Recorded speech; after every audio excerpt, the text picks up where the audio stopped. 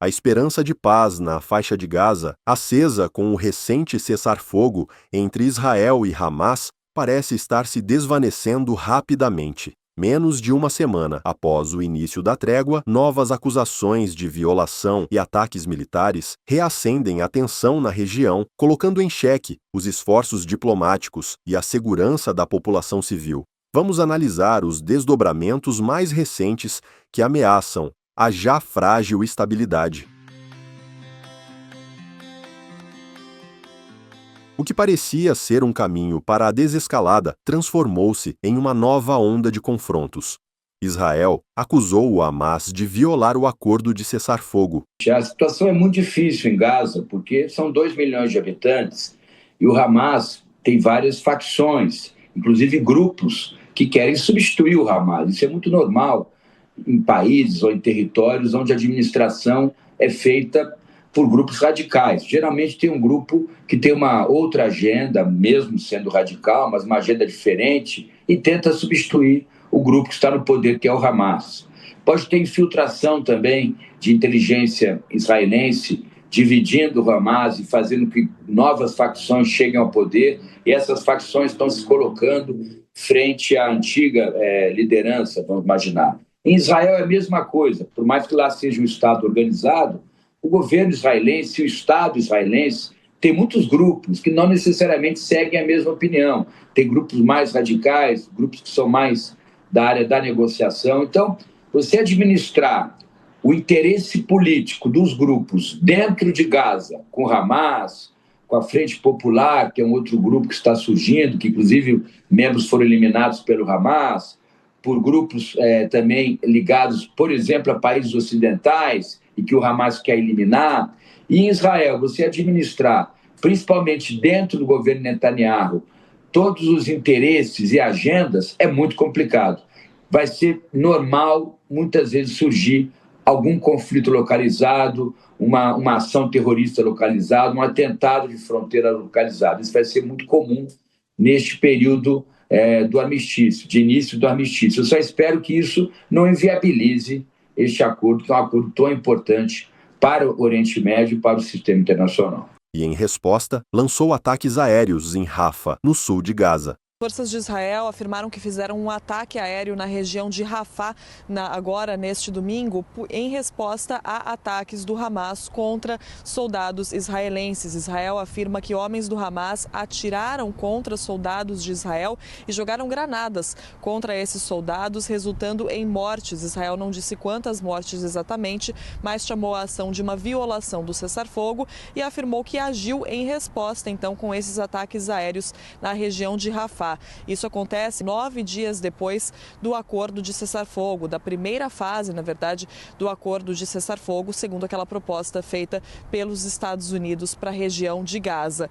E nesses 9 dias já houve outras acusações, sim, de ambos os lados de violação do cessar-fogo. Essa é a maior, porque a gente está falando, claro, de tiros contra soldados israelenses, também de um ataque aéreo de Israel ali em Rafah, mas antes disso, o Hamas já tinha, antes disso, Israel já tinha atirado contra palestinos que disseram que dizem, que Israel disse que estavam chegando ali até a linha amarela, que foi a linha determinada para onde as tropas de Israel recuaram como parte desse acordo de cessar-fogo. E Israel também estava acusando o Hamas de violação de cessar-fogo ao não entregar todos os corpos dos reféns que morreram sob poder do grupo. Então já havia uma troca de acusações, mas agora essa troca de acusações é escalada, por causa desse ataque aéreo de Israel ali em Hamas e por causa dessas ações dos homens de Hamas contra Israel. Agora, as forças de Israel falaram também agora há pouco que continuam comprometidas com o cessar-fogo, mas que os soldados têm o direito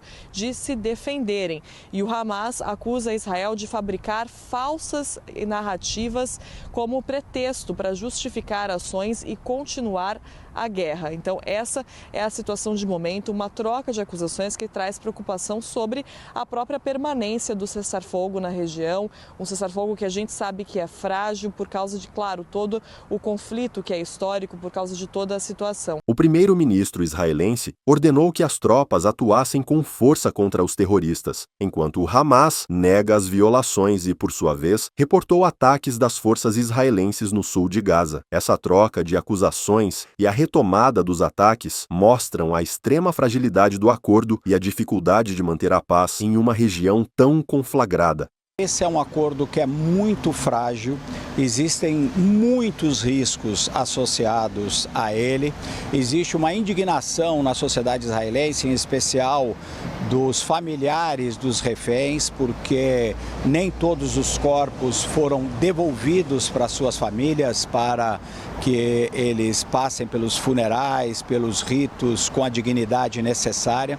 O Hamas ainda deve entregar 19 corpos desses reféns, mas o grupo palestino diz que simplesmente não tem como localizar neste momento esses corpos, que muitos deles estariam em túneis subterrâneos que foram destruídos nos bombardeios israelenses ou debaixo de escombros desses bombardeios, assim como centenas, se não milhares de corpos de palestinos também, que até agora não foram identificados. Então, em meio a tamanha destruição, é muito difícil a localização desses restos mortais. Por isso, inclusive, uma parte da comunidade internacional começa a se mobilizar para tentar encontrar esses corpos. Por exemplo, uma equipe especializada da Turquia deve chegar a Gaza em breve para ajudar nesse processo de tentativa de encontro dos corpos. Apesar dessas dificuldades, o Hamas se comprometeu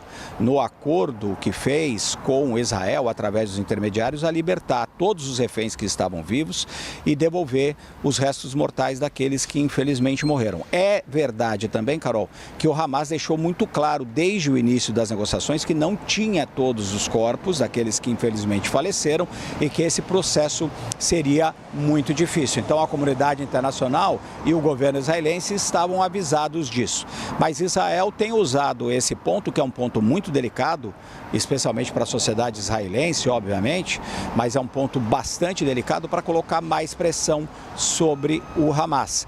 As tropas israelenses continuam posicionadas dentro do território palestino, continuam controlando cerca de metade desse território, e o governo do Benjamin Netanyahu, que teve que praticamente aceitar esse acordo, que foi imposto pela pressão do governo americano, vem tentando encontrar, inclusive, uma retórica ali, uma narrativa para dizer que Israel venceu completamente a guerra. E do ponto de vista militar, de fato, venceu. Mas o Benjamin Netanyahu aparentemente quer colocar ainda mais pressão sobre o Hamas. Ao mesmo tempo, existem muitas outras questões, Carol, que não estão pacificadas. Por exemplo, o Hamas vai entregar de fato as armas, como era uma das demandas desse acordo de paz, desse acordo de cessar-fogo. Em que momento Israel vai deixar o território palestino? Existem muitas dúvidas. O Hamas, inclusive, está patrulhando as ruas lá da faixa de Gaza. Temos informações de que eles chegaram a executar alguns palestinos que foram considerados traidores, que teriam ajudado na ocupação israelense. Então você vê que é um processo muito delicado, muito complicado, e o presidente norte-americano deixou isso claro, que se ele liberar, os israelenses vão de fato retomar a faixa de Gaza. Só que nós também tivemos outros sinais de alguns membros do governo americano reconhecendo que o Hamas havia alertado sobre essa questão de não ter como localizar todos os corpos e que uma ajuda internacional seria necessária.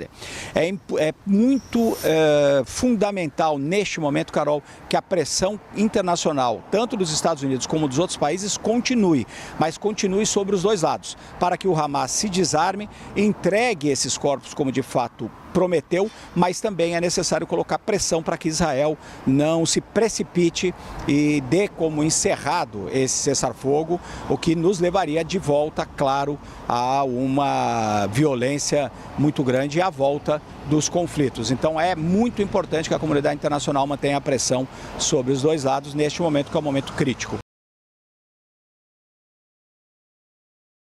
A situação em Gaza permanece volátil, com o cessar-fogo sob constante ameaça e a população civil pagando o preço mais alto. Os desdobramentos dos últimos dias reforçam a complexidade do conflito Israel-Hamas e a urgência de esforços diplomáticos mais robustos para garantir uma paz duradoura. Acompanharemos de perto os próximos capítulos dessa crise, que continua a impactar milhões de vidas e a geopolítica global. E este foi o Radar Global de hoje. Se gostou, compartilhe, comente e inscreva-se para não perder as próximas análises.